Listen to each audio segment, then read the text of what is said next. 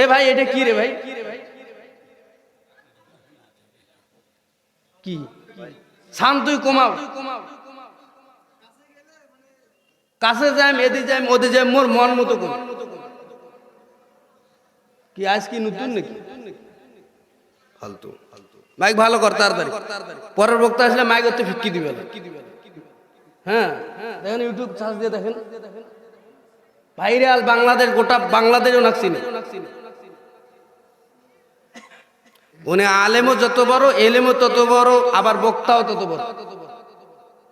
সেজন্য এখনো সাবধান। আমার সময় কি হোক হোক কোনো সমস্যা নাই, কিন্তু পরের জন্য সমস্যা না। বাইরের মেহমান বুঝেন না, এই মাহফিলে আসতে পেরে খুশি না বেজার? এখনো এদিক সেদিক অনেক মানুষ ঘুরতেছে, এখনো জান্নাতের বাগানে এসে বসতে পারে নাই। তাদের মতো কপাল পোড়া আর এই দুনিয়ায় আছে? হ্যাঁ হুঁ জোরে বলেন, আছে কি? এখানে বসছেন যে লাভ না লস? কত লাভ? এখানে আমার আগে যে আলোচনা করলেন, নিজের বাবার বাড়ির কিচ্ছা বলছে, নিজের দাদার বাড়ির কোন জায়গা থেকে আলোচনা হয়েছে? কোরআনের একটা অক্ষর পড়লে আর শুনলে লাভ আছে না নাই? কত লাভ? জোরে বলেন না, কত লাভ? একটা অক্ষর শুনলে কমপক্ষে 10 নেক আছে না নাই? হাদিস আছে না নাই? এই কথার ভিত্তিতে আল্লাহর নবী বলেন, ক্বালান নবী সাল্লাল্লাহু আলাইহি ওয়াসাল্লাম, قال النبي صلى الله عليه وسلم من قرأ حرفا من كتاب الله فله بعشر أمثالها। কোন মানুষ যদি কোরআনের একটা অক্ষর শুনতে পারে আর বলতে পারে, আমলের নিয়ত যদি তার অন্তরে থেকে যায়, আমার নবী মদিনাওয়ালা নবী বিশ্ব নবী রাহমাতাল লিল আলামিন বলেন, এক একটা অক্ষর শোনার বদলায় আমার মালিক বান্দা বান্দির আমল নামায় কমপক্ষে 10টি করে নেক দিয়ে দেয়। এখন আমি মনোযোগ চাই। এখন একটা প্রশ্ন করব আপনাদেরকে, বলেন 10 নেক হইতে গেলে 1 থেকে শুরু হয় না, ডাইরেক্ট 10 হয়? 1 2 3 4 5 6 7 8 9 10, তাই না? তো একটা নেক কত বড় আপনারা জানেন? বলেন না জানি না, বলেন না জানেন? জানলে বলেন, বলে একটা নেক এত বড় আমি জানি। কেউ জানেন? এই মাহফিলগুলো এই জন্য প্রয়োজন, না জানা জিনিস জানা যায়। কোরআনের তাফসীর হয় যেগুলো আমরা কেউ জানি না। নতুন নতুন মানুষ আসবে, নতুন নতুন কথা বলবে। কোরআন আজীবন নতুন থাকবে, কোনোদিন পুরাতন হবে। একটা নেক কত বড় জানেন? বলে না জানেন? আজকের মাহফিল থেকে কোনো যদি শিক্ষা না নেন, একটা নেক কত বড় এটা জানলেই যথেষ্ট, এনাফ। আগ্রহ জন্মে, আমল করার স্পিরিট তৈরি হবে। একটা নেক কত বড় আমি 2 মিনিটে বলে দেই। এখানে আমার সাথে আছে আমার আরাফার ময়দানের সাথী, মদিনার আশেপাশে একটা পাহাড় আছে, তার নাম হলো উহুদ পাহাড়। কি পাহাড়? নাম শুনেন নাই? উহুদ পাহাড়, একটা পাহাড় আছে উহুদ পাহাড়। মদিনা থেকে একটু আদরে 2-2.5 কিলোমিটার দূরে একটা পাহাড়, যেই পাহাড়টির নাম হলো উহুদ পাহাড়। এই পাহাড়টির কাছে অসংখ্য সাহাবীদের কবর আছে। এই কবরগুলোকে সামনে রেখে আল্লাহ পাক রব্বুল আলামিনের কাছে যদি কোনো মানুষ দোয়া করে, তো আল্লাহ পাক রব্বুল আলামিন ওই মানুষগুলোর দোয়া কবুল করে নেয়। সুবহানাল্লাহ বলেন। এই পাহাড়টা একদিকে দাঁড়াইলে অপর দিকে তাকানো অনেক দূর, চোখ যায় না অত দূর, অনেক লম্বা পাহাড়। এর থেকে আরেকটি বড় পাহাড় আছে, যেই পাহাড়টির নাম হলো তুর পাহাড়। কোন পাহাড়? যে পাহাড়টি মিশরে অবস্থিত। কোথায় অবস্থিত? মিশরে অবস্থিত। এই পাহাড়ে আল্লাহ পাক রব্বুল আলামিন মূসা নবীর সাথে কথা বলতেন। কোন নবী? মূসা নবী। মূসা নবী একটা বলতেন, আল্লাহ আর একটা জবাব দিতেন। মূসা নবী আল্লাহর একটা কথার এগেইনস্টে 10টা কথা বলতেন। ওই পাহাড়, এই পাহাড়টা উহুদ পাহাড়ের থেকেও আরো অনেক বড়। আমার আপনার নবী বলেন, কোন মানুষ যদি ধুলির আসনে বসে কোরআনের একটা অক্ষর পড়ে আর জানতে পারে আর নিয়ত করে আমল করার, মদিনাওয়ালা নবী বলেন একটা নেক 1 থেকে 10 নেক, একটা অক্ষর পড়লে 10 নেক, আর একটা নেক হলো তো বড়। আল্লাহ পাক রব্বুল আলামিনের পয়গম্বর বলেন কাল কিয়ামতের ময়দানে যখন মানুষগুলো জাহান্নামের দিকে যাইতে থাকবে, সেই সময় আমার আল্লাহ আপন গুনাহগার বান্দা বান্দীদেরকে মুক্তি দেওয়ার জন্য কাল কিয়ামতের ময়দানে এক একটা নেক তুর পাহাড়ের সম পরিমাণ বড় বানায়া দিয়ে আপন বান্দা বান্দীদেরকে জান্নাতের মালিক বানায়া দিবে। সুবহানাল্লাহ। কোরআনের মাহফিলের 1 নম্বর লাভ হলো একটা নেক অনেক বড়, তুর পাহাড়ের থেকে বড়। 2 নম্বর লাভ হলো এই মাহফিল যতক্ষণ থাকবে আপনাদের অত্র এলাকায় মানুষ মারা যায় কি যায় না? মরে, হ্যাঁ, এদিকেও মরে। নবী মুকাররম বলেন যতক্ষণ মাইকের আওয়াজ চতুর্দিকে যাবে, চতুর্দিকে যত কবরবাসী আছে, আমার আল্লাহ পাক রব্বুল আলামিন এই কোরআনের আওয়াজের বরকতে সামান্য সময়ের জন্য হলেও কবরের আযাবগুলো বন্ধ করে দিবে। সুবহানাল্লাহ। 3 নম্বর লাভ হলো যতক্ষণ এখানে বসে থাকবেন কোনো গুনাহ হবে হবে। অনেক মানুষ নামাজ পড়ে, মসজিদে গিয়ে নামাজ পড়ে, এমনকি কাবা বাইতুল্লাহ গিয়ে নামাজ পড়ে, নামাজ পড়ারও নামাজরত অবস্থায় মানুষটার আমল নামায় গুনাহ লেখা হয়। তার মানে নামাজে অশুদ্ধ পড়ে, নামাজে অশুদ্ধ পড়লে গুনাহ হবে না নেক হবে? গুনাহ। নামাজে অশুদ্ধ পড়লে গুনাহ হবে, কিন্তু এখানে যতক্ষণ বসে থাকবেন এখানে কোনো গুনাহ হবে। আপনার আমার জীবন থেকে এমন একটি সময় কোরআনের মাহফিলে কাটায় দিলাম বন্ধু, যেই সময়টা আমার আপনার আমল নামায় কোনো গুনাহ নাই। নিশ্চিত নিশ্চিত কাল কিয়ামতের ময়দানে আমার আল্লাহ যখন ওসিলা তালাশ করবে, কিভাবে আমার আপন বান্দা বান্দীদেরকে মাফ করে দেয়, কিভাবে আমার বান্দাদেরকে মাফ করে দেব, সেই সময় মদিনাওয়ালা পয়গম্বর বলেন যেই মানুষগুলোর আমল নামায় এমন একটা সময় ছিল কোনো গুনাহ নাই, নেক নাই, নিষ্পাপ মাসুম বেগুনাহ, ওই সময়টা ওসিলা করে আমার আল্লাহ আপন বান্দা বান্দীদেরকে ওসিলা দিয়ে জান্নাতের মালিক বানায় দিবে। সুবহানাল্লাহ, লিল্লাহি তাকবীর। হয় নাই, হয় নাই। তাকবীর দিয়ে নিয়মও শিখেন নাই। 2 হাত উপরে তুলতে হবে। কোথায়? স্টেজের নিচে যত মানুষ আছেন একটা তাকবীর হবে আল্লাহকে খুশি করার জন্য। কাকে খুশি করার জন্য? কোন নেতাকে? আল্লাহকে খুশি করার জন্য 2 হাত তুলে বলেন লিল্লাহি তাকবীর, নারায়ে তাকবীর, আল কোরআনের আলো, নারায়ে তাকবীর। আপনাদের গুনাহ আসেনি? গুনাহ নাই না? কোনদিন গুনাহ করেন নাই? এ ভাই এটা কি রে ভাই? কি শান্তই কমাও, কাছে যাই, এদি যাই, ওদি যাই, মোর মন মতো করি।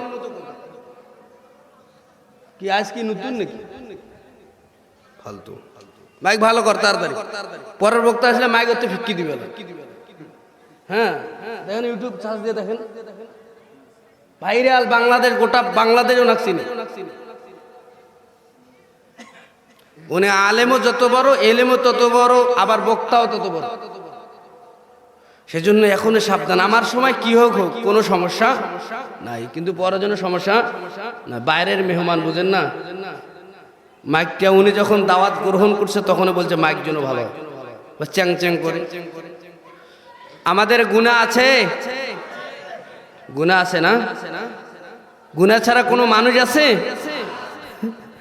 গুনাহ ছাড়াও মানুষ আছে, গুনাহ ছাড়াও মানুষ আছে। গুনাহ ছাড়া মানুষের সংখ্যা 4 প্রকার। কয় প্রকার? 4 প্রকার। 1 নম্বর, আজকে যেই মানুষটা জন্মগ্রহণ করলো এই মানুষটার কোনো কি নাই?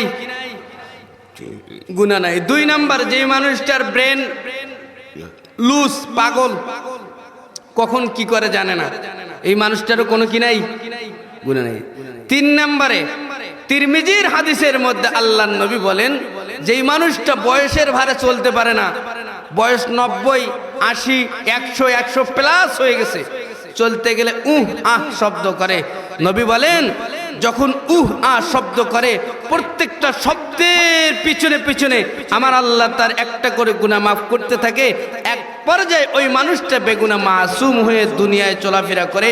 ওই মানুষটা কোনো মানুষের জন্য যদি দোয়া করে, দোয়া করতে দেরি, আল্লাহ পাক রব্বুল আলামিন তার দোয়া কবুল করতে দেরি করে না। বলুন সুবহানাল্লাহ। 4 নাম্বার, নবী রাসূলের কোনো কি নাই, গুনাহ নাই। কিন্তু আমরা এই 4 প্রকারে কোনো প্রকারে আছে কি না। আমরা এত বুড়াও হই নাই, আমরা মাসুমও না, আমরা পাগলও না, আমরা নবী রাসূলও না।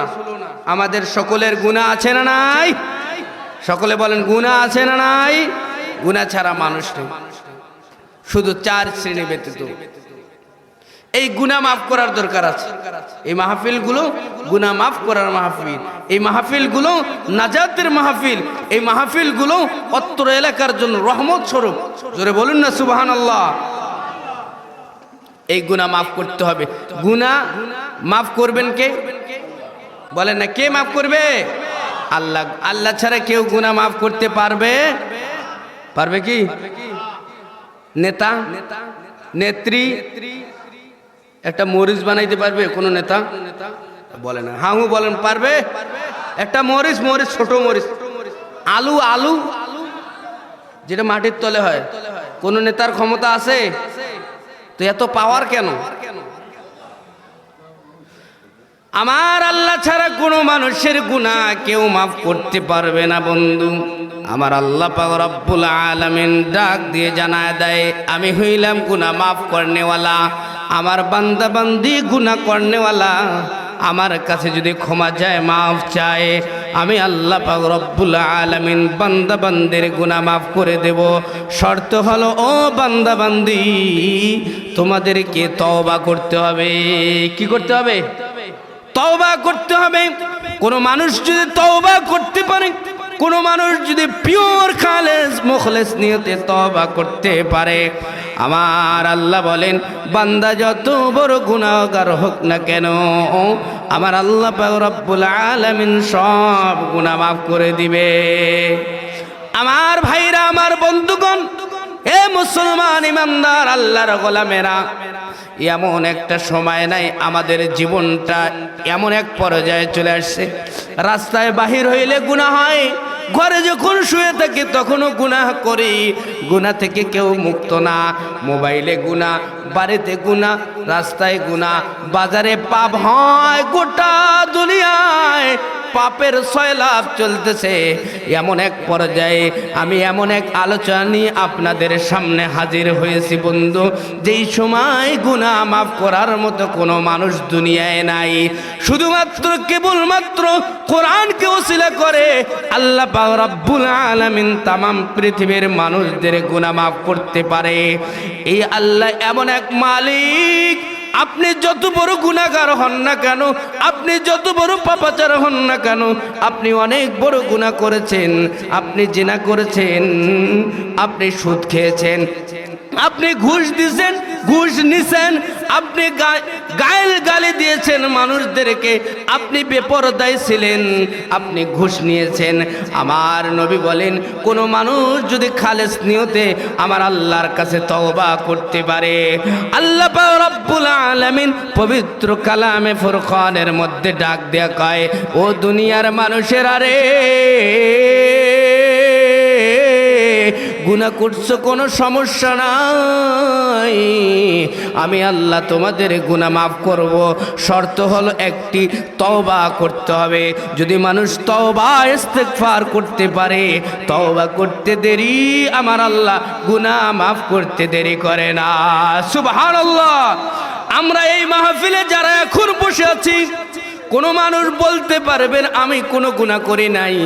এই দুনিয়ার মানুষেরা, এই লালমনিরহাটের মানুষের একটুখানি কাল লাগান, আমার আপনার আমলনামায় এমন কতগুলো গুনাহ একজাস্ট হয়ে গেছে যেই গুনার বর্ণনা দুনিয়ার কোনো মানুষ জানে না। রাজা জানে না, বাদশা জানে না, মা জানে না, বোন জানে না, আমার বাবাও জানে না আমি কোন গুনাহে গুনান্বিত হয়েছি। আমার আল্লাহ বলেন গোপনে গুনাহ করেছো তবু আমি ক্ষমা করি, আবার প্রকাশ্যে গুনাহ করেছো তবু আমি ক্ষমা করতে পারি। শর্ত হলো একটা, ও মুমিন বান্দা বান্দি, তওবা করতে হবে। যদি তওবা করতে পারি, আমার আল্লাহ বলেন যত বড় গুনাহ করো না কেন আমি আল্লাহ তোমাদের গুনাহ মাফ করে দেব। একটু জোরে জোরে বলুন সুবহানাল্লাহ। কেমন গুনাহ মাফ করনেওয়ালা আমার আল্লাহ। আরবের এক ঘটনা বলতে যাই, আমার নবী যখন জীবিত ছিলেন হাদিসে মোবারকের মধ্যে ঘটনাটা চলে এসেছে। আল্লাহর পয়গম্বরের সাহাবী হযরত উমরে ফারুক রাদিয়াল্লাহু তাআলা আনহু। কোন সাহাবী বললেন? কোন সাহাবী? হযরত উমরে ফারুক রাদিয়াল্লাহু তাআলা আনহু রাস্তা দিয়ে যাইতেছে, চলতেছে এমন সময় দেখতে পাইলেন রাস্তার মধ্যে একজন যুবক কান্না করে। কি করে? এমন কান্না, ও বাপরে, ও মা ওরে। কোন মানুষের বাড়িতে যখন মানুষ মারা যায় দেখবেন অনেক মানুষ এমন ভঙ্গিমায় কান্না করে, তার কান্না দেখে অন্য মানুষের চোখের পানি চলে আসে, আসে না? ঠিক তদ্রূপ আল্লাহর নবীর জলিলুল কদর সাহাবী রাসূল খলিফাতুল মুসলিমিন হযরত উমরে ফারুক রাদিয়াল্লাহু তাআলা আনহু দেখতেছে যুবক রাস্তার মধ্যে কান্না করে। ডাক দিয়ে বলে, যুবক মায়ুব কি গায়া সবাব, এ যুবক কান্না করো কেন? কারণটা কি রে যুবক? যুবক ডাক দেয় কয়, ও ওমর, আমি এমন এক গুনাহ করেছি আমার মন বলে আমার আল্লাহ আমার গুনাহ মাফ করবে না। ওমর ডাক দেয় কয়, যুবক, এ যুবক কি গুনাহ করেছো তুমি? জলদি বাতাও। কয়, আমার মনে হয় আল্লাহর আসমান যত বড় তার থেকে আমার গুনার বহরটা বড়। যুবক ডাক দেয়া কয়, এ উমর, আমার মন বলে জমিন যত বড় আমার আল্লাহর, এই জমিনের থেকেও আমার গুনার বর্ণনা, গুনার বহর তার থেকেও বড়। আল্লাহর পয়গম্বরের শ্বশুর হযরত উমরে ফারুক রাদিয়াল্লাহু তাআলা আনহু ডাক দেয়া কয়, যুবক কি গুনাহ করেছে একটু বর্ণনা দাও। যুবক ডাক দেয়া কয়, ওমর, আমার গুনার বর্ণনা দুনিয়ার কোনো মানুষকে দেব না। আমার গুনার বর্ণনা যদি দিতে হয় আপনি আমারে খলিফা, আপনি আমারে আল্লাহর খলিফা পয়গম্বরে দু আলম মদিনাওয়ালা নবীর কাছে নিয়ে যান। আমি নবীর কাছে গিয়ে আমার গুনার বর্ণনা দেব, তেনার কাছে আমি শুনে নেব আমার আল্লাহ আমার গুনাহ মাফ করবে কি করবে না। যেমনি কথা তেমনি কাজ। পানি নিয়ে আল্লাহর পয়গম্বরের দরবারে হাজির। যেই সময় আমার আপনার নবী আরাম ফরমাইতেছিলেন, আমার আপনার পয়গম্বর ঘরের মধ্যে বিশ্রাম করতেছেন, এমন সময় উমর রাদিয়াল্লাহু তাআলা আনহু গেটের মধ্যে লক করেছে। আল্লাহর নবী ডাক দেয়া কয়, কে অটাইমে আসছো? কয়, ইয়া রাসূলুল্লাহ, ইয়া হাবিবাল্লাহ, আমি উমর এসেছি। কয়, কেন আসছেন? কয়, ইয়া রাসূলুল্লাহ, ইয়া হাবিবাল্লাহ, মদিনার এক যুবককে নিয়ে আসছি, তিনি নাকি এমন এক গুনাহ করেছে, তেনার গুনাহ নাকি আল্লাহ পাক রব্বুল আলামিন মাফ করবে না। গুনার বর্ণনা আপনাকে দিবে গো রাসূল, আপনি একটু তার গুনার বর্ণনাটা শুইনা নেন। দুইজন মিলে ঘরের ভিতরে চলে আসছে। আল্লাহ নবী ডাক দিয়ে কয়, যুবক আপনি বলেন কি গুনাহ করেছেন? এ মুসলমান ইমানদার একটুখানি কান লাগায়া দেন।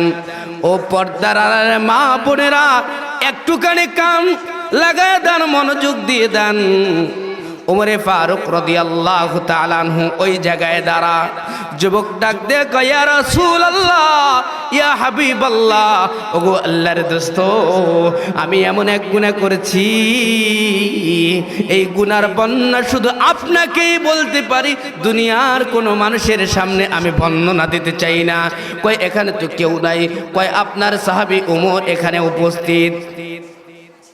এই কথা বলতে দেরি আল্লাহর পয়গম্বর ডাক দেয় কয় ওমর দরজার বাইরে চলে যাও। বলতে দেরি দরজার বাইরে চলে গেছে খলিফাতুল মুসলিমিন হযরত ওমর। দরজা নক করে দেওয়া হয়েছে। যুবক ডাক দিয়ে কয় ইয়া রাসূলুল্লাহ, এখন একটু বলি, আপনি শুনেন, আমি ইসলাম গ্রহণ করার বয়স হইল 19 দিন। কয়দিন? 19 দিন আগে আমি ইসলাম গ্রহণ করেছি। ইয়া রাসূলুল্লাহ ইয়া হাবিবাল্লাহ, ওগো আল্লাহর দোস্ত, 19 দিন আগে আমি একটা পেশার সাথে জড়িত ছিলাম, আমি একটা কাজের সাথে জড়িত ছিলাম। কয়েকটি কাজ? কয় ইয়া রাসূলুল্লাহ ইয়া হাবিবাল্লাহ, আমি কাফনের কাপড় চুরি করতাম। কি করতো? জোরে বলেন না, এটা কোন কাপড়? আমি কাফনের কাপড় চুরি করতাম। মৃত্যু মানুষের কবর দেওয়ার পরে যে কাপড়টা দিয়ে কবর দেওয়া হয়, ওই কাপড়টা চুরি করে বেচতাম। আমি সেই পেশায় নিয়োজিত ছিলাম। তো কি হয়েছে? কয় ইয়া রাসূলুল্লাহ ইয়া হাবিবাল্লাহ, ওগো আল্লাহর পয়গম্বর, 19 দিন যাবত কোনো গোরস্থানে যাই নাই, কারো কাফনও চুরি করি নাই। কিন্তু ইয়া রাসূলুল্লাহ ইয়া হাবিবাল্লাহ, 2 দিন আগে আমি ঘুমের ঘরে যাব, এমন সময় আমারে কে যেন ডাক দেয়া কয়, এ কাফনের কাপড় চোর, একটু দেখ, মদিনার মধ্যে এক যুবতীর কবর দেওয়া হয়েছে, শুধু একবার কাফনের কাপড়টা চুরি কর, আর করবি না, কোনো গুনাহ হবে না। যুবক ডাক ডাক ইয়া রাসূলুল্লাহ ইয়া হাবিবাল্লাহ, আমার অন্তরের মধ্যে বারবার কে যেন ওয়াসওয়াসা দেয়।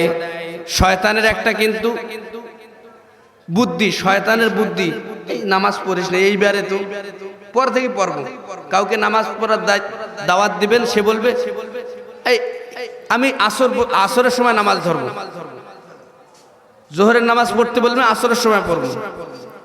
আবার যদি বলেন ভাই আপনি মিথ্যা কথা বলা বাদ দেন, কয় এইবার বললাম আর বলবো না। এটা শয়তানের একটা ওয়াসওয়াসা করার বুদ্ধি।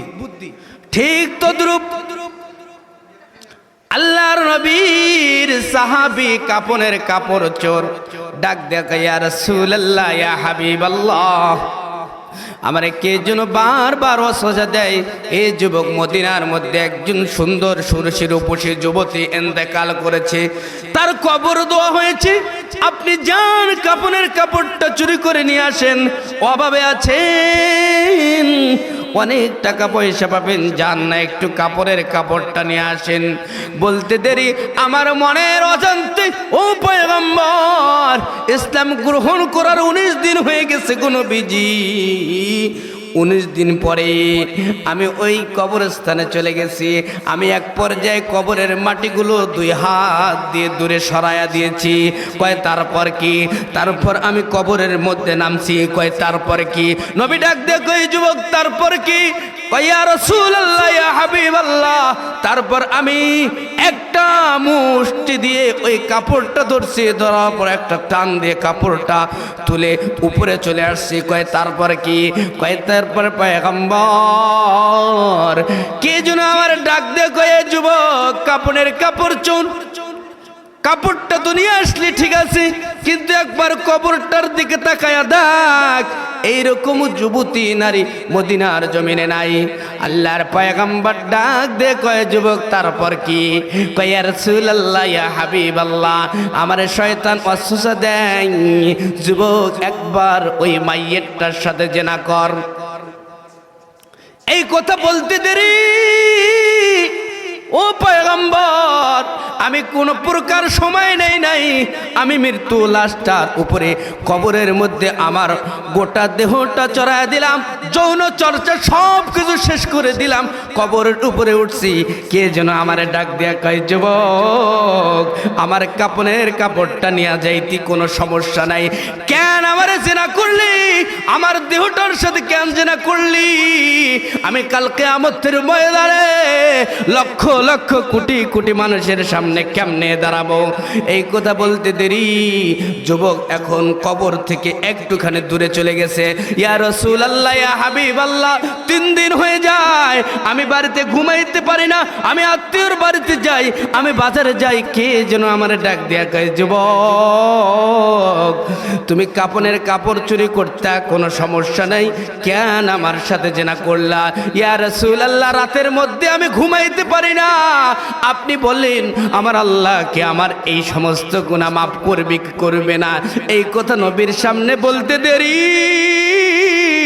মদিনাওয়ালা পয়গম্বর চেহারাটা আলাদা করে নিতে একটা সেকেন্ড দেরি করে নাই। জোরে জোরে বলুন মারহাবা। গুনাহ মাফ হইছে? গুনাহ মাফ হয় নাই। আল্লাহর নবী যখন চেহারাটা আলাদা করে ফেলছে, সাহাবী মানুষ জানে যেই নবী শরীয়তে হা বললে হালাল হয়ে যায়, শরীয়তে না বললে ও বন্ধু হারাম হয়ে যায়। যেই নবী জমিন থেকে পা একটুখানি উপরে উঠাইলে আরশে আজিম চলে যায়, যেই নবী আমার আসমানের দিকে চাঁদকে আঙ্গুল দেখাইলে চাঁদ 2 ভাগ হয়ে যায়, যেই নবী পাথরের দিকে লক্ষ্য করে পাথরকে অর্ডার করলে পাথর কথা বলতে আরম্ভ করে দেয়, এমন এক পয়গম্বর চেহারা যখন আলাদা করে ফেলছে, যুবকের আর বুঝতে বাকি নাই আমার পয়গম্বর আমার বিরুদ্ধে কি যেন বলতে পারে। যুবক আর ঘরে থাকে নাই, যুবক পাহাড়ের মধ্যে চলে গেছে। জোরে বলুন মারহাবা। এ মুসলমান ইমানদার আল্লাহর গোলামেরা, যুবক পাহাড়ের পদতলে যেখানে মানুষ নাই, যেখানে কোনো প্রাণীর বসবাস নাই, এমন এক পাহাড়ের মধ্যে চলে গেছে। আর আল্লাহর নবী ডাক দেখে, এ যুবক বন্ধু, আল্লাহর নবী ডাক দেখে, এ যুবক, মানুষ কি এইরকম গুনাহ করতে পারে নাকি? এই কথা বলতে দেরি যুবক ঘর থেকে বাইরে চলে গেছে, অনেক দূরে পাহাড়ের মধ্যে গিয়ে আল্লাহর কাছে মাফ চাইতেছে। যেই গুনাহ কেউ মাফ করতে পারে না, সেই গুনাহ মাফ করতে পারেন কে? এ জোরে বলেন, গুনাহ মাফ করনেওয়ালা কে? দুহাত তুলে বলেন কে? আল্লাহ আল্লাহ। এটা কি? জিব্বা কে দিছে? এ জোরে বলেন কে দিছে? নেতা যদি আসতো এখানে, অমুক দলের সমুক দলের, না মুড়ি দিত, চা দিত, তাহলে দৌড়াইতেন। বলেন না, জিব্বা কে দিছে? শরীরের মধ্যে এমন একটা অঙ্গ প্রত্যঙ্গ আছে, শরীরের মধ্যে পা আছে, শরীরের মধ্যে হাত আছে। তাফসীর থেকে বলতেছি, শরীরের মধ্যে হাত আছে, পা আছে, কান আছে, মাথা আছে, চোখ আছে, বুক আছে, পেট আছে, পিঠ আছে, আরো অনেক জিনিস আছে বন্ধু। এই শরীরের সমস্ত অঙ্গ প্রত্যঙ্গর ব্যথা করে কি করে না? হাত ব্যথা করে না? বাড়িতে গেছে শুয়ে আছেন, টিপতে টিপতে গেল গেল গেল, স্ত্রী এক জায়গায় টিপে, এই জায়গা নয়, এরকম হয় নাই? কয় মাথা টিপতে বলে, এই জায়গায় ঘাট টিপে, কয় মাথাটা টিপ। তার মানে শরীরের যত অঙ্গ প্রত্যঙ্গের যত জিনিস আছে সব জিনিস ব্যথা করে, কিন্তু আমার আল্লাহ এমন এক জিহ্বা দিলেন বন্ধু, জিহ্বা কারো কোনোদিন ব্যথা করেছিল? কথা বলেন, করছে? এই জিহ্বা, মানুষের জিহ্বাটা এমন একটা জিনিস, শরীরের হাত এক সময় রেস্ট করে, শরীরের পা গুলো এক সময় রেস্ট করে, শরীরের চোখগুলো এক সময় রেস্ট করে, কিন্তু জিহ্বা এমন এক জিনিস, জন্ম যেদিন থেকে হয়েছে সেদিন থেকে নড়াচড়া শুরু করে দিয়েছে, আজ অবধি কোনোদিন ব্যথা করলো না। এই জিহ্বা দিয়েছেন যিনি, তিনি হলেন আমার আল্লাহ। কে? একটু জোর আওয়াজ দিয়ে বলেন, তিনি কে? আমার আল্লাহর নামটাও নিতে লজ্জা লাগে। এ পৃথিবীর মানুষেরা, দুনিয়ার মধ্যে দেখবেন বন্ধু আর বন্ধু গল্প করে, কয় তোর ছেলেটা কেমন? কয় আমার ছেলে আমারে বাবা বলে ডাক দেয় না। কয় কি? বাবা কয় না? না রে ভাই না, আমার মেয়েটা আমার বেশি মোহাব্বত করে। মেয়ে মানুষ কিন্তু বাবারে বেশি মোহাব্বত করে। কয় আমার ছেলেটা আমারে বাবা বলে ডাক দেয় না, আমার মেয়েটা আমারে বেশি মোহাব্বত করে, বন্ধুর সাথে বন্ধুর গল্প। কয় তোমার ছেলে না ডাকলে কি হবে? কয় ছেলে যখন আমারে ডাক দেয় না বাবা বলে, আমার মনটা খারাপ হয়ে যায়। দাদায় দাদায় গল্প করে, কয় আমার নাতিটা আমারে ডাক দেয় না দাদা বইলা। কয় সমস্যা কি? কয় আমার নাতি যখন আমারে ডাক দেয় না আমার মনটা বড় খারাপ হয়। বাবায় বাবায় গল্প করে, আমার ছেলেটা আমার বাবা বইলা ডাক দেয়, আমার মনটা বড় খুশি হয়ে যায়।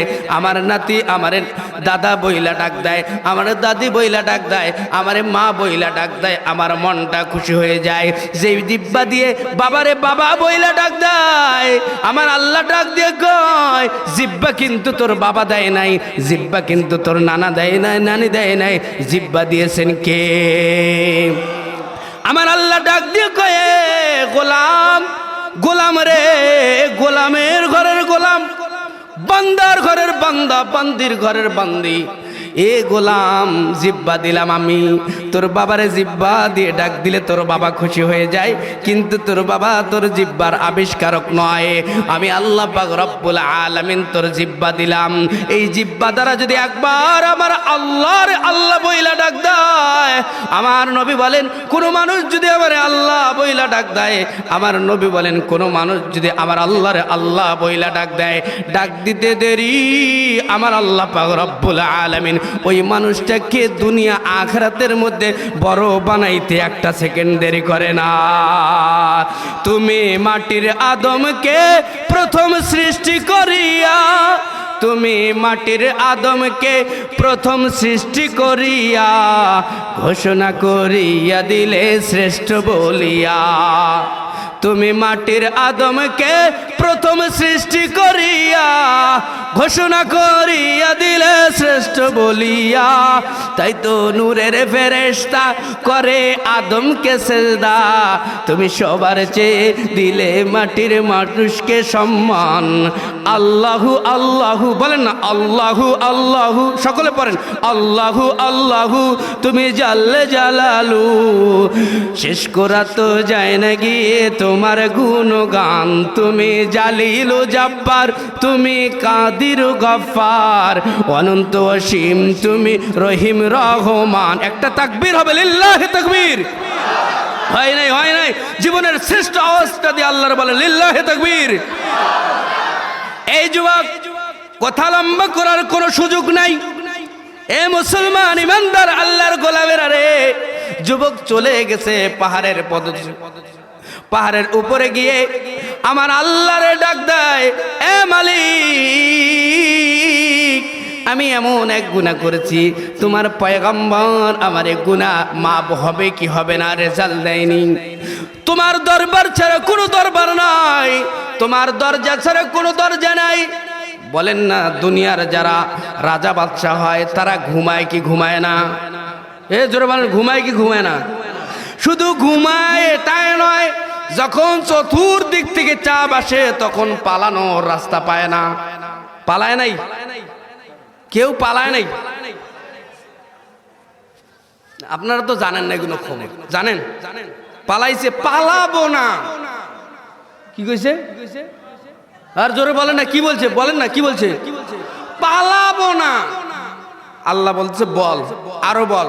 ওরে কেউ বলছে তুই এই বক্তব্য দে, বলছে ওরে বলছে যে তুই এই বক্তব্য তুই পালাবি না, এটা কর। আল্লাহ কয় তুই আবার বল পালাবো না। শুধু সে কানা, তার দলের সাধারণ সম্পাদক অবৈধ কাদের, কি কাদের? মন খারাপ করে লাভ নাই, পেপারে চলে এসছে, ইউটিউবে এসছে, আমি বললে সমস্যা কি? সেও বলে পালাবো না। পালাইছে আর কথা, পালায় নাই। জানেন না আপনারা? কিন্তু আমার এমন এক মালিক, তারা পালাইছে, একা একা পালাইয়া গেছে। তারা ঘুমাইতেছে, দাদার বাড়িতে, নানার বাড়িতে, মামার বাড়িতে চলে গেছে। কত সুন্দর করে খানা খায়, আবার ফেসবুকে পোস্ট দেয়, এই জায়গা যায় ওই জায়গা যায়, দাদার সাথে নানার সাথে ঘুরে, আবার ফেসবুকে চ্যাটিং চলে। তারা একা একা চলে গেল, কিন্তু তাদের নেত্রী, তাদের কর্মী, তাদের জনগণদেরকে রেখে চলে গেলে এতিমের মতো চলাফেরা করে। এখন দেখবেন কত বড় মাস্তান, একটা গাড়ি নিচে লেট্রিনের টাকা দিয়ে, একটা গাড়ি নিচে মসজিদের টাকা মারি দিয়ে, একটা গাড়ি নিচে এই টাকা মারি দিয়ে পাচারু করে এত জোরে যায়। কয় কি গেল রে? সভাপতি মন্ডলীর সভাপতি, 18 জন সভাপতি, তারপর মন্ডলী, তারপর কি সভাপতি মন্ডলীর সভাপতি। দেখতো কেমন একটা পদ বাইর করছে। আমার আল্লাহ বলেন দুনিয়ার মানুষরা ঘুমায়, কিন্তু আমি এমন এক মালিক ঘুমাই না। আমি এমন এক মালিক সদা সর্বদা আমার বান্দাদের পাহারা দেই। একটুখানি চিন্তা করেন, যখন আপনি ঘুমের ঘরে চলে যান বন্ধু, সেই সময় যদি একটা পিঁপড়া এসে কানে ঢুকায় যায়, তাহলে কি অবস্থাটা হবে? একটা পিঁপড়া ঢুকলো, ঢুকতে পারে না, কোনো অসুবিধা আছে? কানের মধ্যে যদি পিঁপড়া ঢুকে, আপনি বাধা করতে পারবেন? আচ্ছা পিঁপড়া দূরে থাক। মশা চিনেন? মশা, হাহু বলেন, মশা চিনেন? কে কে চিনেন না একটু হাত তুলেন তো। চিনেন না বেলে, তবে হাত তুললো কেন?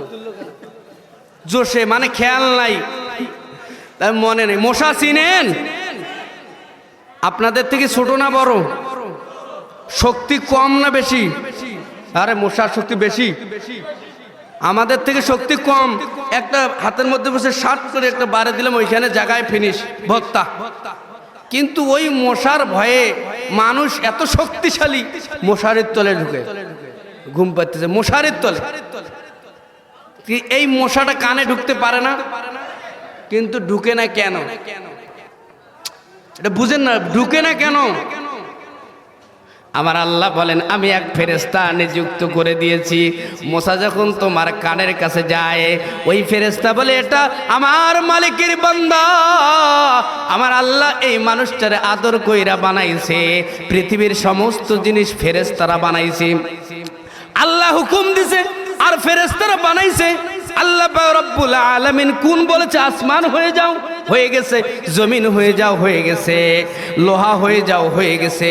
কিন্তু আমাকে আপনাকে যখন আমার আল্লাহ বানাইছে, ফেরেশতারা বানাইছে, কিন্তু আমার আল্লাহ রব্বুল আলামিন তার কুদরতি হাতটা মানুষের দেহের মধ্যে মালিশ করে দিয়ে আমার আল্লাহ ঘোষণা করে দিয়েছেন, ওয়ালাকাদ কাররামনা বানি আদম وحملناهم في البر والبحر ورزقناهم من الطيبات وفضلناهم على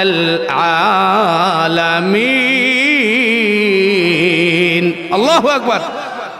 আমার আল্লাহ ডাক দিয়ে কয় দুনিয়ার মানুষদেরকে আমি সৃষ্টি করেছি, আমার পয়গম্বর, আমার আদরের বান্দা গুনাহ করেছে, আপনার কাছে গেছে, কিন্তু আপনি তারে গুনাহ মাপের স্বীকৃতি দেন নাই। একদিন গেছে, 2 দিন গেছে, 3 দিন চলে যায়।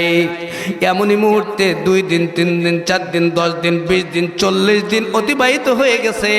আমার আল্লাহ পাক রব্বুল আলামিন ফানাজালা জিবরিল আলাইহিস সালাতু ওয়াস সালাম, আমার আপনার পয়গম্বরের কাছে জিবরাইল আমিনকে পাঠায় দিয়েছে। পাঠায় দিয়ে ডাক দেয়, জিবরাইল আমার বন্ধুরে গিয়ে বল মানুষদের সৃষ্টিকর্তা আল্লাহ নাকি আপনি? কয় জিবরাইল এগুলো কেমন প্রশ্ন? কয় ইয়া রাসূলুল্লাহ আপনি বলেন মানুষদেরকে আপনি খাওয়ান নাকি আল্লাহ খাওয়ায়? আপনি বলেন মানুষদের গুনাহ আপনি মাফ করেন নাকি আল্লাহ করে? কয় এই সমস্ত কাজ তো আল্লাহর সিফত, আল্লাহ করে। তাহলে আপনার কাছে একজন গুনাহগার এসেছিল, আপনি বলেছেন কোনো কিছু রেজাল্ট দেন নাই, কারণটা কি? কয় আমি গুনার বর্ণনা শুনে আমি হতভম্ব হয়ে গেছি, আমি তাজ্জুব হয়ে গেছি, আমি আশ্চর্য হয়ে গেছি। কয় ডাক দেখো ইয়া রাসূলুল্লাহ, ইয়া হাবিবাল্লাহ, ওই মানুষটা 40 দিন যাবত পাহাড়ের মধ্যে কান্না করেছে, নীরবে আল্লাহর কাছে মাপ চাইছে। আপনি তাকে জানায়া দেন, তাকে পাহাড় থেকে নিয়ে আসেন, আর তার কানে কানে জানায়া দেন, ফাকুলতুস তাগফিরু রাব্ব রাব্বাকুম ইন্নাহু কানা গফফারা। তাকে জানা দেন আমার আল্লাহ সিরিয়াস ক্ষমাশীল, যেই গুনাহ কেউ মাফ করতে পারে না সেই গুনাহ আল্লাহ মাফ করে। সেই অনুযায়ী আমার আল্লাহ পাক রব্বুল আলামিন আপনার ওই সাহাবী কাপড়ের কাপড় চোর জিনাখোর সাহাবীর গুনাহ আমার আল্লাহ মাফ করে দিয়েছে। সুবহানাল্লাহ বলেন। আমাদের তো গুনাহ নাই, আছে গুনাহ আছে। গুনাহ মাফ করার জন্য তওবা করবেন। কি করবেন? তওবা করবেন। নামাজ পড়েন নাই তাও তওবা করবেন। আয় আল্লাহ নামাজ পড়তে পারি না, আয় আল্লাহ দাড়িটা রাখতে পারি নাই, আয় আল্লাহ আমার স্ত্রী পর্দা করে না, আল্লাহর কাছে তওবা করবেন। আমার আল্লাহ বলেন ওয়াবাদাল্লাহুম, আমার আল্লাহ ডাক দিয়ে কয় ও বান্দা যতদিন নামাজ পড়িস নাই, যত গুনাহ হয়েছে সমস্যা নাই। ও বান্দা সুদ খেয়েছিস, অনেক কিছু কাজ করেছিস, বান্দারে এই সমস্যা নাই, আমার কাছে তওবা কর। আমার আল্লাহ বলেন যত গুনাহ হয়েছে আমি আল্লাহ পাক রব্বুল আলামিন গুনাহ তো মাফ করে দিব, তার পরবর্তীতে আমি আল্লাহ ওই গুনার জায়গাটা নেক দিয়ে পূরণ করে দেব। সুবহানাল্লাহ বলেন না। উমরকে চিনেন? উমর নবীর কাল্লা কাটতে গেছিল, শুনেন নাই? আহা, এগুলো তো জানা ওয়াজ, শুনেন নাই? তো নবীর কাল্লা কাটতে যে গেল, তারপরে আবার এত বড় হইল কেন? এই আয়াতের তাফসীর করে দেখবেন। আমার আল্লাহ বলেন ইল্লা মান তাবা ওয়া আমানা ওয়া আমিলা আমালান সালিহা ফাউলাইকা ইউবাদদিলুল্লাহু সাইয়্যাতিহিম হাসানাত ওয়া কানাল্লাহু গফুরার রহিমা। ও বান্দা যা গুনাহ করেছিস শুধু তওবা কর, গুনার জায়গাটা আমি নেক দিয়ে পূরণ করে দেব। সুবহানাল্লাহ। এ মুসলমান, আমরা অনেকে আছি নামাজ পড়ি না, পিতামাতার সাথে ভালো সম্পর্ক নাই, আছে না নাই? পিতামাতার সাথে সম্পর্ক ভালো নাই, মার সাথে সম্পর্ক নাই, স্ত্রীর মার সাথে, শাশুড়ের সাথে সম্পর্ক, শালীর সাথে সম্পর্ক, আবার এইদিকে সেই দিকে সম্পর্ক, কিন্তু মার সাথে সম্পর্ক ভালো নাই। যে মানুষটার সম্পর্ক মার সাথে ভালো হবে না, আমার নবী বলেন রেজার রব্বি বিরজাল ওয়ালিদাইন ওয়া সাখাতাল্লাহু বিসাখাতাল ওয়ালিদাইন। নবী মুকাররম বলেন মা বাবা যদি তোমার প্রতি খুশি হয় আমার আল্লাহ খুশি হয়ে যাবে। ও পর্দার আড়ালে মা বোনেরা একটু কানে কান লাগান। আপনার স্বামীরা আপনি বারবার ফুসলান, এ মা বাবার সাথে মিশবি না, এই করবি না, সেই করবি না। ও মুসলমান ইমানদার বন্ধুরা, আপনি খালি একটুখানি কান লাগা দেন। মা বোনেরা কিন্তু সব কাজে ফাঁকি দেয়, বিশেষ করে নামাজ। রোজা সেই করে, রোজা নফল রোজা, সেই রোজা, এই রোজা, তারপর রমজানের রোজা তো আছে, কিন্তু নামাজ, জোহরের নামাজের সময় হয়েছে, কাপড় অনেকগুলা বাইর করছে, কাপড় কাচতেছে। আরে জোহরের নামাজ পড়বি না? পড়ব তো। কখন? ওই কাপড়গুলো ধোয়া হইলে। নামাজের রক্ত আছে, শেষ। নামাজের রক্ত কি? নামাজ না পড়লে চলবে? এ মা বোন একটুখানি কান লাগান। একটা হাদিস বইলা নেই, আমার আপনার পয়গম্বরের জামানায় মসজিদে নববীর মধ্যে নবী মুকাররম ফখরে দু আলম ওয়াজ করতেছিলেন। এমন সময় এলান দিচ্ছে কে যেন, এ মদিনার মানুষেরা, একজন মুসলমান ইন্তেকাল করেছে। আল্লাহর নবীর কাছে এই আওয়াজ যাইতে দেরি, দিনের সমস্ত কার্যক্রম বন্ধ করে দিয়ে নবী নিজেই চলে গেলেন। কয় তোমরা সকলে চলো ওই মানুষটার জানাজা করতে যাই। যেই মানুষটার জানাজা হয় ওই মানুষটা মুসলমান না হিন্দু? এই জোরে বলেন। খ্রিস্টান। মুসলমানদের জানাজা হয়, এখন তো রহরহ খ্রিস্টান হয়। খ্রিস্টান হয় নাই? খ্রিস্টান এটা আলাদা সাবজেক্ট। আল্লাহর নবী সমস্ত সাহাবীদেরকে, বড় বড় আবু বকর, উমর, ওসমান আরো অনেকগুলো সাহাবীকে নিয়ে ওই মানুষটার জানাজার মধ্যে চলে গেলেন। মন্দ জানাজায় যাইতে দেরি, নবী মানুষ গেছেন, সকলে মিলা নবীরে জানাজার ইমামতি করতে দিয়েছেন। নবী যদি জানাজার ইমামতি করে বলেন তো ওই মানুষটা জান্নাতি হবে না জাহান্নামী হবে? নিশ্চিত নবী যদি ইমামতি করে নিশ্চিত জান্নাতি হবে। এ মুসলমান ইমানদার, নবী সমস্ত মানুষকে সুন্দর করে কাতার করে দিয়েছে। নবী নিজেই জানাজার নামাজের জন্য প্রস্তুতি নিয়েছে। এমন সময় তাকবীর বলবেন, তাকবীর বলার 1 সেকেন্ড 2 সেকেন্ড আগে দেখতেছে ওই কাফনের নিচে কি যেন নড়াচড়া করে। কাপড়ের নিচে কি যেন কি করতেছে, নড়তেছে।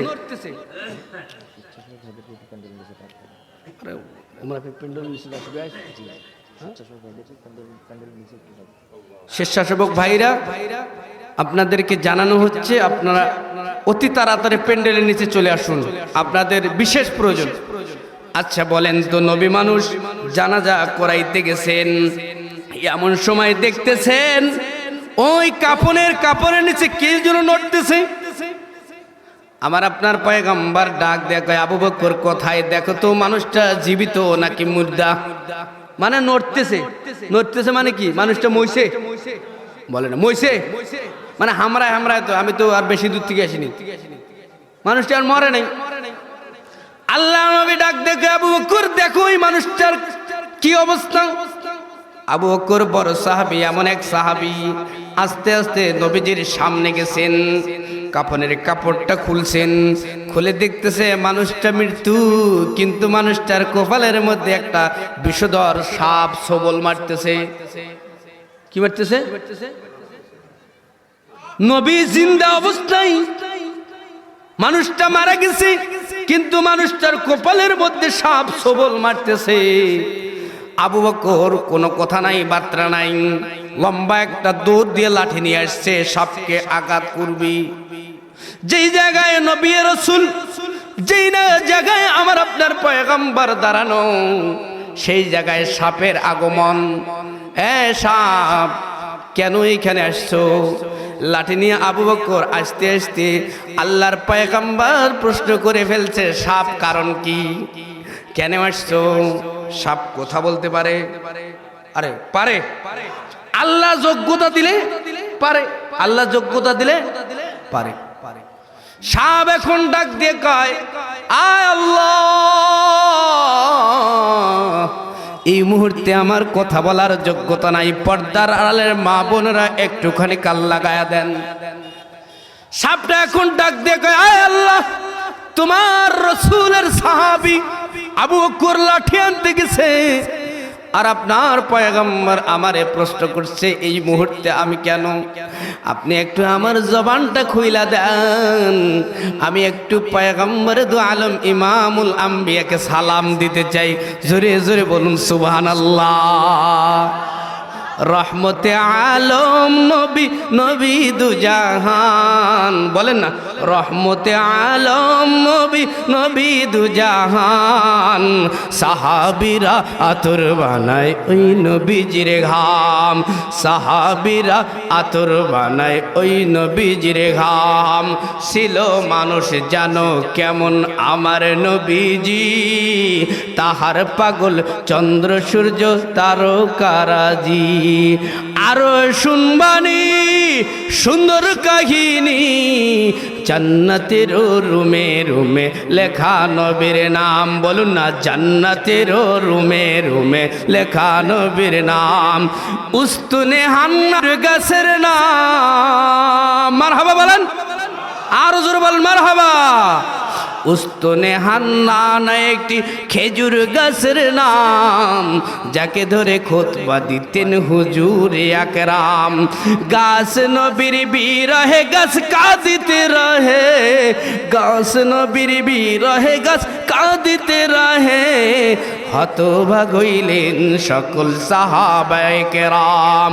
রহমতে আলম নবী, নবী দুজাহান, সাহাবীরা আতর বানায় ওই নবীজির ঘাম। আমার আপনার পয়গম্বর এমন এক নবী, যেই নবী প্রশ্ন করতে দেরি, আমার আল্লাহ সাপের জবান খুলে দিতে একটা মুহূর্ত দেরি হয় নাই। সুবহানাল্লাহ। ফাঁকে একটা হাদিস বইলে দিই, কষ্ট হচ্ছে, বিরক্ত হচ্ছেন না? জাস্ট টাইম ছেড়ে দেব, সমস্যা নেই। এই নবীর উম্মত হওয়ার কারণে আমার আল্লাহ পাক রব্বুল আলামিন, শেষ নবী আখিরি নবীর উম্মত হওয়ার কারণে আমার আল্লাহ পাক রব্বুল আলামিন কাল কিয়ামতের ময়দানে বিনা হিসাব 70,000 গুনাহগার উম্মতকে মাফ করে দিবে। খুশি হইতে পারেন নাই? আওয়াজটা জোরে হয়নি, আর একটু জোরে আওয়াজে বলুন, আরো জোরে বলেন। সেই মজলিসে ছিল হযরত উমর। কই ইয়া রাসূলুল্লাহ, সাহাবীর সংখ্যা তো 2 লাখ, সাহাবীর সংখ্যা তো 2 লাখ, 70,000 দিয়ে কি? কয় উমর, আমিও মনে মনে ভাবছিলাম, কিন্তু আল্লাহরে তো বলতে পারি না। এটা একটা বাজেট দিল আল্লাহ। এমপি সাহেব এখানে কোনো মাদ্রাসা দেখে নেই, মন্ত্রী এখানে আসে নাই, কিন্তু একটা বাজেট দিয়ে দিছে। তাকে আর আরজি করতে পারে? ভাই এটা না দেখিয়ে দিছি, দেখলে আরো কত কি হইতো, কিন্তু আমি তো আবদার করতে পারি না। তুমি যেহেতু বলছো ওমর, ঠিক আছে আমি একটু আল্লাহরে বলি। আল্লাহরে বলছে, বুখারীর বর্ণনা এসেছে আল্লাহরে বলছেন, হ্যাঁ আল্লাহ, উমর বলতেছে সাহাবীর সংখ্যা নাকি 2 লাখ, তাহলে 70,000 দিয়ে কি হবে? কয় নবীজি সুবহানাল্লাহ বলার জন্য তৈরি থাকবেন।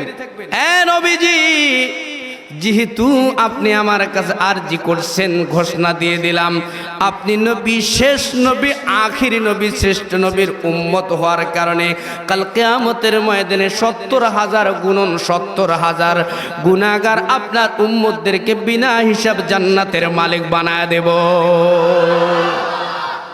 এখন এতগুলো উম্মত দুনিয়ায় আসে, টিপি দেখবেন 70,000 গুণন 70,000 কতগুলো হয়, টিপি দেখবেন। সাহাব এখন নবীর সালাম দেয়, ও নবীজি আপনি এখানে উপস্থিত আছেন, আমি কেমনে এখানে আসি? আমি নিজে নিজে এই জায়গায় আসি নাই, আর ওই মৃত্যু মানুষটার কপালে সবল মারতেছি না। ও নবীজি আমারে কে পাঠাইছে?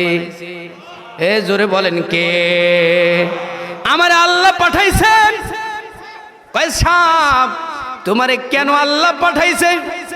কয় ইয়া রাসূলুল্লাহ, ইয়া হাবিবাল্লাহ, ও আল্লাহর দোস্ত, এই মানুষটার জীবনে 3টি ভুল কাজ আছে। কয়টি কাজ? 3টি ভুল কাজের কারণে আমি শুধু আজকে সবল মারছি তা না, আমি কিয়ামত পর্যন্ত ওই মানুষটার কপালে সবল মারতে থাকবো। আল্লাহর নবী ডাক দিয়ে কয়, সাহাব বলো না 3টি খারাপ গুণ ওই মানুষটার কি কি? উপস্থিত সমস্ত সাহাবীরা ওই গুনার ওই 3টি বদ কাজ শোনার জন্য তৈরি হয়ে ডাক দেয়, ইয়া রাসূলুল্লাহ আপনি আবার জিজ্ঞাসা করেন, আপনি আবার জিজ্ঞাসা করেন 3টি খারাপ গুণ কি কি? আপনি আবার বলেন, আপনি আবার বলেন। অতিরঞ্জিত হয়ে গেছে। আপনাদের শোনার দরকার আছে না নাই 3টি খারাপ গুণ কি, যেই কারণে সাপ সবল মারে? শোনার দরকার নাই? কে কে শুনবেন হাত তুলেন, লিল্লাহে তাকবীর। বলতেছি 2 মিনিট লাগে যাবে। কি কি 3টা খারাপ গুণ যদি আমাদের মাঝে থাকে, আমাদেরকেও রব্বুল আলামিন, আমাদেরকেও রব্বুল আলামিন, দেখছেন কি কাণ্ডটা করে দিল, দেখছেন আমাদের জন্য কমে গেল না?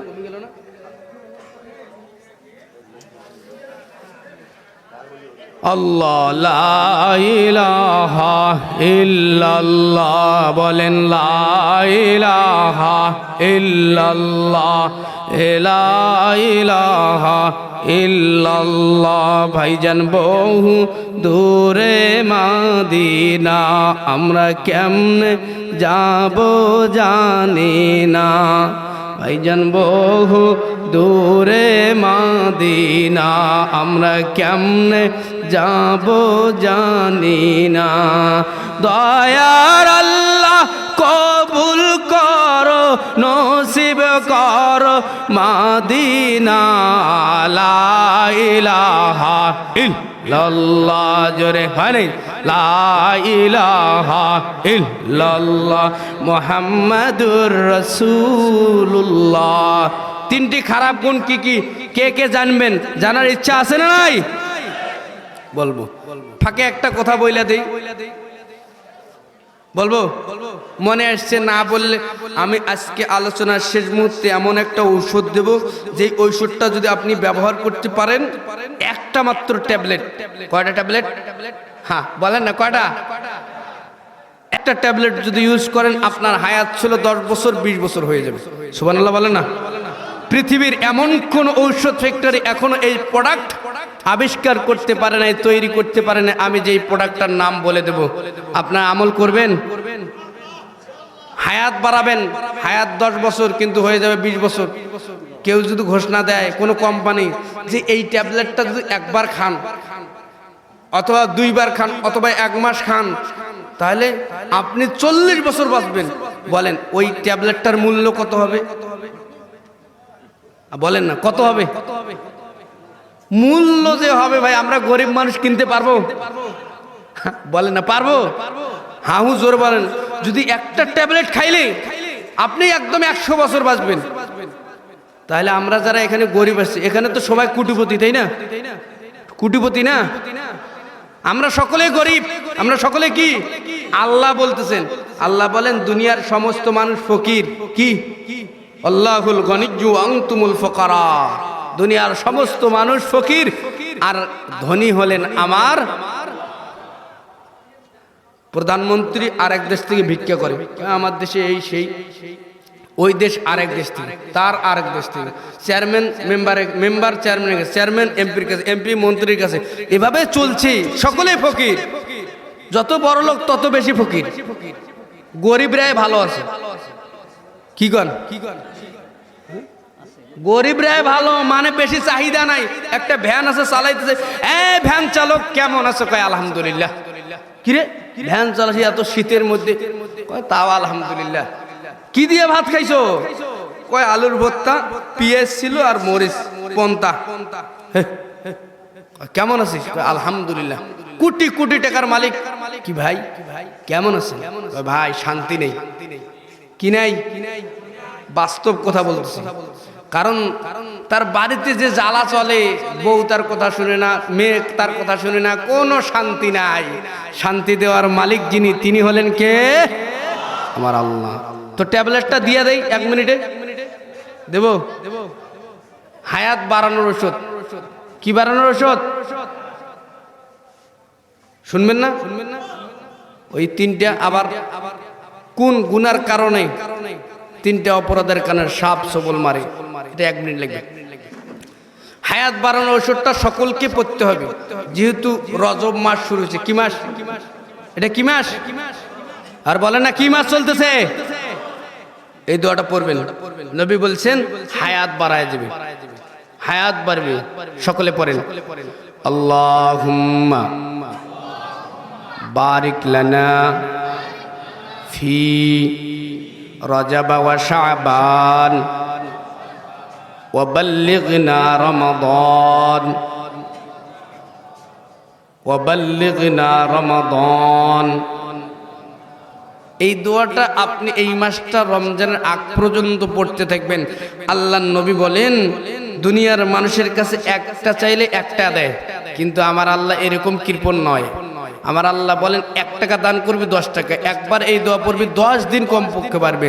যদি আল্লাহ খুশি হয়ে যায় কমপক্ষে তার হায়াত এমন বাড়াবে, হায়াতের মধ্যে এমন বারাকা দিবে, হায়াত এমন বাড়াবে, কোনোদিন অসুখ হবে না, কোনো প্রকার এর জ্বালা যন্ত্রণা থাকবে না। আল্লাহর নবী বলেন আল্লাহুম্মা বারিক লানা ফি রজব ওয়া শাবান ওয়া বাল্লিগনা রমাদান। এই দোয়ার অর্থ, আল্লাহ রমজান মাস পর্যন্ত আমার হায়াত বাড়াও। আমার আল্লাহ বলেন না, শুধু 1 রমজান না, তোর জন্য 100 রমজান পর্যন্ত হায়াত বাড়া দিলাম। জোরে সুবহানাল্লাহ। আল্লাহর সেই ক্ষমতা নাই? সব বাড়ায় দিবে আল্লাহ। মানুষ একবার পড়বেন, এটা এই দোয়াটা পড়তে পারেন না, শিখায় নেবেন। এটা হায়াত বাড়ার ঔষধ শুরু হয়ে গেছে। আমি কমপক্ষে প্রতিদিন 40 বার করে পড়ি। মাইক্রোত বসছি, পড়তে আছি আল্লাহুম্মা বারিক লানা ফি রজব ওয়া শাবান ওয়া বাল্লিগনা রমাদান। আল্লাহুম্মা বারিক লানা ফি রজব ওয়া শাবান ওয়া বাল্লিগনা রমাদান। শিখে নেবেন, মাদ্রাসার হুজুরের কাছে সহি শুদ্ধভাবে যেন পড়তে পারেন। আমরা সকলেই শিখব এবং আমল করব। আল্লাহ তৌফিক দান করুন। সকলে বলুন আমিন। আমি একটা আয়াত পড়েছি, আমার আল্লাহ বলেন ওয়াকাদা রাব্বুকা আল্লা তা'বুদু ইল্লা ইয়াহু ওয়া বিল ওয়ালিদাইনি ইহসানা। এই আয়াতের অর্থ কম বেশি আমরা না জানলেও বুঝি, না জানলেও কি বুঝি। ওয়াজ তো আর আমেরিকা থেকে আর ইন্ডিয়া থেকে আমি বানায়া লিখে আনবো না। ওয়াজ তো ওইলে, ওয়াজ তো আগের গিলে, কিন্তু এক এক ফুলের এক এক ঘ্রাণ, এক এক ফুলের এক এক ঘ্রাণ। আমার আল্লাহ বলেন এ দুনিয়ার মানুষ, আমার পক্ষ থেকে চূড়ান্ত অর্ডার, তোমরা তোমাদের পিতামাতার খেদমত করিবা। কার কার পিতামাতা আছে তো বাসি, যাদের বেঁচে আছে। আল্লাহর নবী বলেন পিতামাতা এমন এক জিনিস, এ বন্ধু, পিতামাতা এমন এক বস্তু, পিতামাতার দিকে যদি কোনো মানুষ সুন্দর নজরে তাকায়, এখানে অনেক সন্তানের পিতামাতার প্রতি তার নজর খারাপ আছে, কিন্তু আমার আল্লাহর পয়গম্বর হাদিসের মধ্যে বলছেন, এবং এই মুফাসসিরিন ইকরাম এই আয়াতের তাফসীর জামিউস সগীরের মধ্যে লিখেছেন, কোন মানুষ যদি একবার পিতামাতার দিকে সুন্দর নজরে তাকায়, আমার আল্লাহ পাক রব্বুল আলামিন পিতামাতার চেহারার দিকে একবার তাকাইতে দেরি আমার আল্লাহ কম পক্ষে ওই সন্তানটার আমলনামায় একটা কবুল নফল হজের সওয়াব দিতে দেরি করে না। হজ করতে কত সময় লাগে জানেন? কত কষ্ট। হাজী সাহেব গেছে, পাসপোর্ট করো, প্রথম ধাপ পাসপোর্ট, তারপর কি ভিসা, তারপর কি এই, তারপর কি সেই, তারপর কি এজেন্সি, তারপর কি ওইখানে যা দূরত্ব, তারপর কি ওইখানে খাওয়া দাওয়া, ঠিক মানে এত কষ্ট। বাড়ির মধ্যে আপনার মক্কা মদিনা আছে, বাড়ির মধ্যে সব আছে বন্ধু।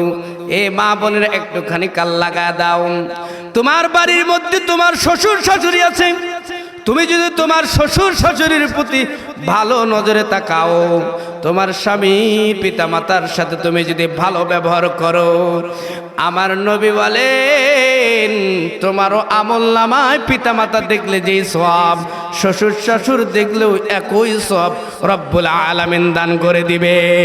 সুবহান। এখন বাড়ির মধ্যে দেখবেন স্ত্রী ছেলের পিতামাতার সাথে সম্পর্ক ভালো নাই, কেন দেখতে পারে না? কেন দেখতে পারেন না মা? এগুলো বাদ দেন, এগুলো অযথা, এগুলো সব কিছু বাদ দিতে হবে। মুসলমান মা বোনদেরকে বলে যাই, একটা মা যদি, কি ভাই আমি বলবো তো কি, আমাকে বলেন, আমরা বলতে হবে না, তাকবীর তাকবীর আমি কি প্রধান আসছে, আসলে আমাকে টেপ যেমন বলে দেবো, সমস্যা নেই। একটা মা যদি ভালো হয়ে যায়, একটা বাড়ি ভালো হয়ে যাবে।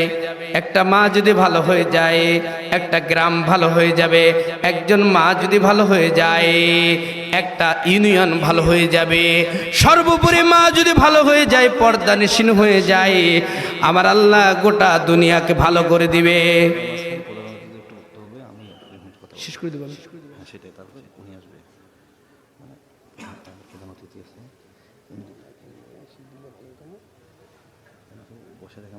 হ্যাঁ 5-10 মিনিট সেটা আপনার পরামর্শ করে আমাকে বললে হয়ে যাবে। বেশি সময় নষ্ট হবে না,